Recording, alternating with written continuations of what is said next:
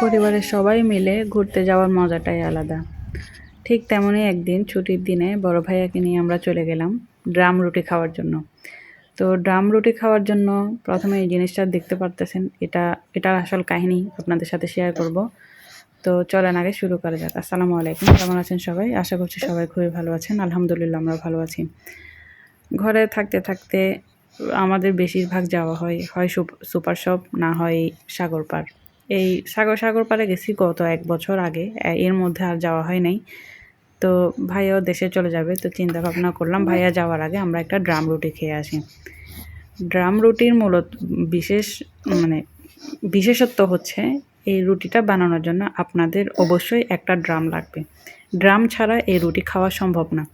যদি কলসি থাকে, হ্যাঁ, যদি কলসি থাকে তাহলে কলসিকে উপর করে দিয়ে এর উপরে রুটিটা ছেঁকতে পারেন। তো এটার নাম হয়ে যাবে কলসি রুটি। যদি থালাতে করে থাকেন ছেঁকেন তাহলে হয়ে যাবে থালা রুটি।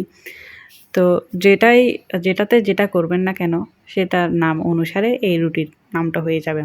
তো মূলত এটা ড্রামের উপরে রুটিটা ছেঁকা হয়, যার কারণে এটার নাম হয়ে গেছে ড্রাম রুটি।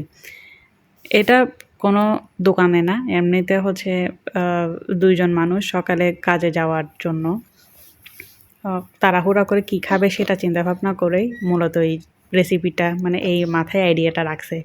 তরকারি তো ধরুন অনেক সময় থেকে যায়, তো যদি রুটি বানানো হয়, তো রুটি বা যদি এরকম দুইটা কি রুটি বানাবে, তো সেজন্য ওরা এই বুদ্ধিটা করে একেবারে একটা বিশাল আকারে একটা রুটি বানায় ফেলে, তারপরে এটার নাম হয়ে যায় ড্রাম রুটি। আমরা এখান থেকে অবশ্য যাওয়ার সময় গোস্ত নিয়ে গেছিলাম, গরুর গোস্ত নিয়ে গেছিলাম। ওখানে এই ভাইয়াগুলো রান্না করে দিছে, তারপর হচ্ছে রুটি বানিয়ে দিছে। অনায়াসে একটা রুটি ৩-৪ জনে খেতে পারবে। ৩-৪ জন খেলেও আরও থেকে যাবে যদি কারো খাবার পাখির খাবারের মতো হয় আর কি। তো এই যে এই ড্রামের ভেতর দিয়ে কি করতে হয়, ওই কী বলে আপনার লাকড়ি টাকড়ি দিয়ে উপরে রুটিটা দিতে হয়। তো নাম হয়ে গেছে ড্রাম রুটি। চিন্তা করতেছি বাংলাদেশে যাওয়ার পর আমার দাদির একটা এরকম ড্রাম আছে, আমি এই ড্রামের উপর হানা দিতে হবে আমার। যদিও বা আমার দাদি ড্রামের ভিতরে কিছুই রাখে না, ওই যে কি হাবিজাবি কিছু জিনিস রাখে।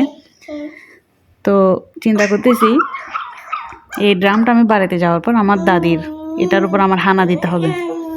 পাশে আমার বাচ্চা বেশি ডিস্টার্ব করতেছে। আপনারা এই জিনিসটা স্কিপ করবেন, কারণ বাচ্চার মা তো বোঝেনি, বাচ্চা তো থাকবেই, মায়ের সাথে সাথে তো বাচ্চা থাকবেই। তো রুটি তো বেলতেছে, বড় বিশাল রুটি, এরপর হচ্ছে ছেঁকাছেঁকির পালা। এই যেভাবে বলছি, ওই যে ভেতরে লাকড়ি টাকড়ি বা পাতা টাতা দিয়ে এভাবে জ্বালাই দিবে, এরপর হচ্ছে এই উপরে রুটিটা দিয়ে দিবে। তো ড্রাম রুটি বানানোর জন্য আপনাদের অবশ্যই কি লাগবে, ড্রাম লাগবে, এটা মাথায় রাখবেন। আজকের ভিডিও এতটুকু পর্যন্ত। আসসালামু আলাইকুম।